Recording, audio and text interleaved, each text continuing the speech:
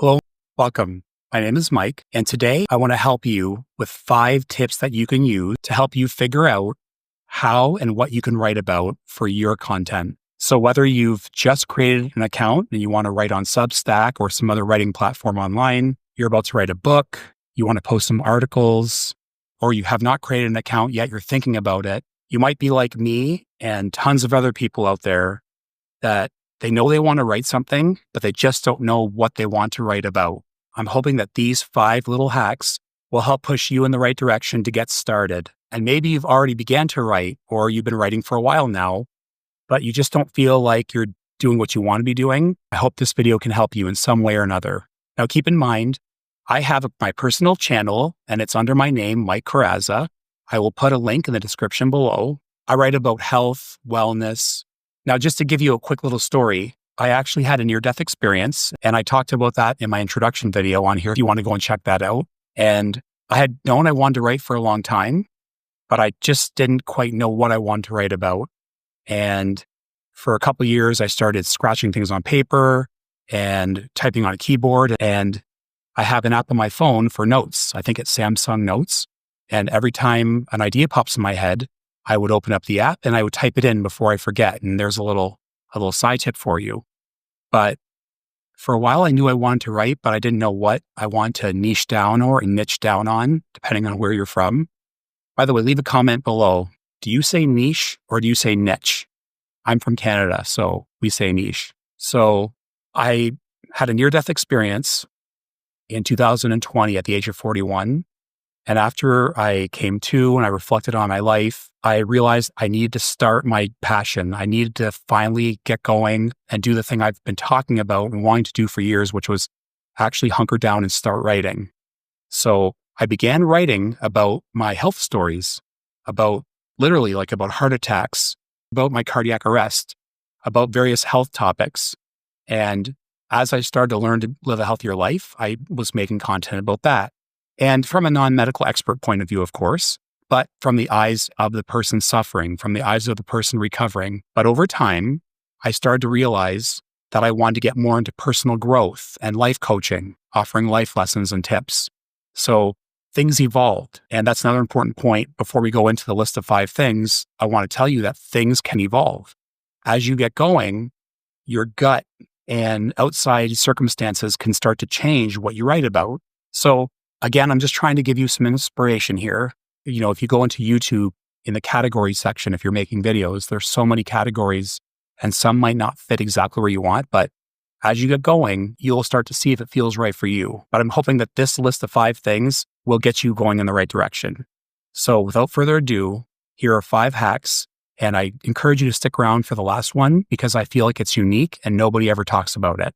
So idea hack number 1, are you writing for the money or for passion? So before you pick a topic, or if you've already chosen a topic, but you're not really happy with it, ask yourself, are you doing this to make money? Are you solely doing this because you want to write about what you love, what makes you feel happy to write about? And here's a spoiler, you can do both, but you have to do your homework. So for example, if you're strictly in this to make some money, and there's nothing wrong with that, do your homework. You can find out, you can go into Amazon, and there are ways to actually go in there and you can narrow down with some plugins and some filters. You can find out which books are selling the best in which categories. Or on the flip side, are you doing this just for passion? Is this something that is just a topic that's near and dear to your heart and this is what you want to write about and you don't care if it makes money? And that's how I started. When I had my near-death experience, my goal was to get my message out to people to talk about health and how important, you know, you only have one body and one mind and you have to take care of them. We go to the doctor to talk about our physical health. Why don't we go to see specialists about our mental health? So I got into it for that reason because I wanted to share with people what I wish I knew, what I wish I had done earlier in my life to take better care of myself. But I started to dial in and adapt and tweak and see what kind of sticks and what doesn't stick that can earn some money because truth be told, I'm doing it as a passion, but I'm also trying to make a little bit of money doing it. I don't think there's anything wrong with that. So if that's something you try to do, then all the power to you. If you want to find a balance of what you enjoy and it can still make money, then that's what I'm doing. And I wish you all the best with that. And as I mentioned, you can use AI to brainstorm ideas, but do not plagiarize, but do not copy and paste. Do not ask AI to write your stories. We do not promote that here. It is not going to get you anywhere. You're not going to become a better writer. Like, go out and read people's content, read, and write on your own. Okay, strategy hack number 2, reverse regret method. What if I told you that your biggest regrets in life could be your biggest sources for topics? So for example, what is your biggest source of pain? What's something that you regret that you did in your life? What's a lesson that you learned the hard way with a failed relationship, with a failed career, with a task or a project that you did? What do I wish somebody told me 10 years ago? You see where I'm going with this? Here's a great example. I spent 2 years of my life doing this XYZ thing. And if I could do it differently, I would do it this way. So you can write about that. Write about what you've learned from your mistakes. Strategy hack number 3, find inspiration from other people that you admire and look up to. So I don't promote people going out and stealing other people's content. You can't do that. It's plagiarism. Of course, I would never encourage that. But let's say that you've got some content creators that you found and you've been doing your searching online. And let's face it, you watch YouTube videos like everybody else and you read other people's stories. There's probably somebody that you look up to, and you can take tiny pieces of ideas from what you've learned from all of them, if that makes sense. But then as you get going, you're adding your unique blend to everything. So you're not copying, you're not plagiarizing. So take little key pieces of things that you liked. If you saw something in a person's video, like one little sentence, take a few things from that. If you got an idea or some type of hint of a topic of the way somebody addressed something in another video, you can sort of just grab on to some of the concepts, but just nothing word for word. It has to be unique. It has to be your own. Strategy hack number 4. I call this the what's missing hack. So what's the secret to standing out with this hack? Find the gaps that other people are ignoring. So here's a great tip. Go into online forums like Reddit, Quora. Look for questions in the topic that you're interested in, or maybe you'll find that you're interested in by doing that, and look for questions that people are asking. And now you can write topics, if it's something you're interested in, to answer those questions. Go into Google, look what questions people are typing. You can use Google's autofill. As you start to type how to do blank, it fills things in, but do your topic. If it's gardening, what's the best 5 tips for gardening? And then see what it fills in. And you can write about that. So you're basically filling the gaps of what people are looking for, what other people might be missing. So maybe that will encourage you to give you some information, some filler for what you want to talk about. But again, add your blend to it, add your creativity, your writing voice. Look for Amazon book reviews. Go see what people are saying, and they might give you hints to what they wish the person spoke about.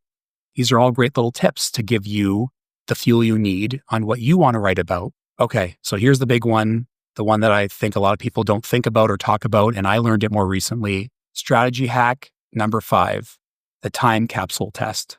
And how to do this? Here's the key question to ask yourself, and this really helped me hone in on what I want to do. If I could, what would I tell my younger self? As a matter of fact, I actually have a YouTube video, where I talk about the things I wish I could go back and tell my younger self. And I'm going to leave a link below. That's on my personal channel. I definitely encourage you to watch that, because I actually had some people that I know tell me they watched that, and it gave them the motivation to figure out what they want to do.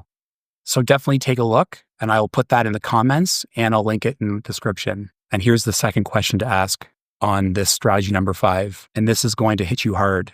If I had to go and delete all the work that I've written up until now, all the content that I've created, except one piece, which piece would I keep? What would that be? Think about that.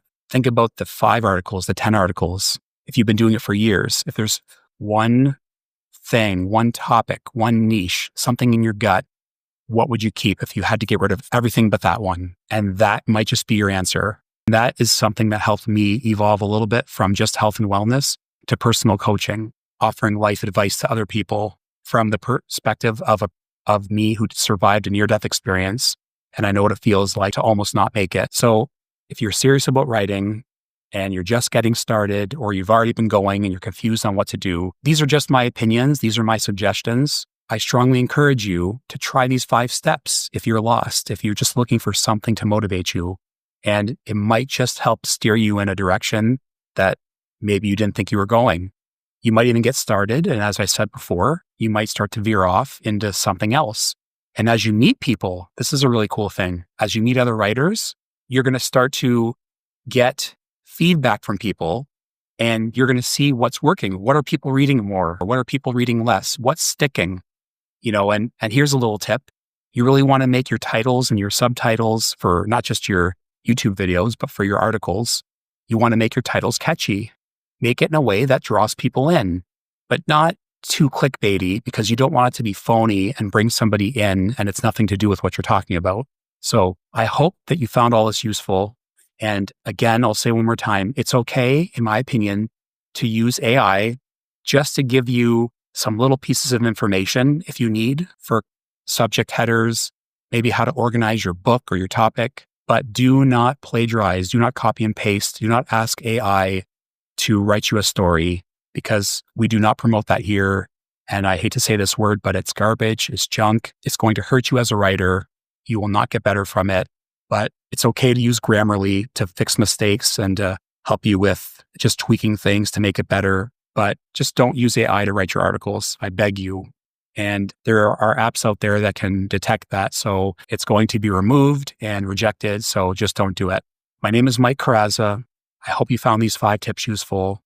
And thank you so much for being here at Substack Illumination Mastery publication. We welcome you here. We're so excited that you're looking to write. We can't wait to share our content with you, our stories, our ideas. We're here to help each other. This is one big, wonderful network. And please make sure to check out the link below. And I might put a link in the comments to visit my personal channel, where I offer life coaching, advice, and I have wonderful content there that could just inspire you for your next project. Thank you so much, and I'll see you in the next one.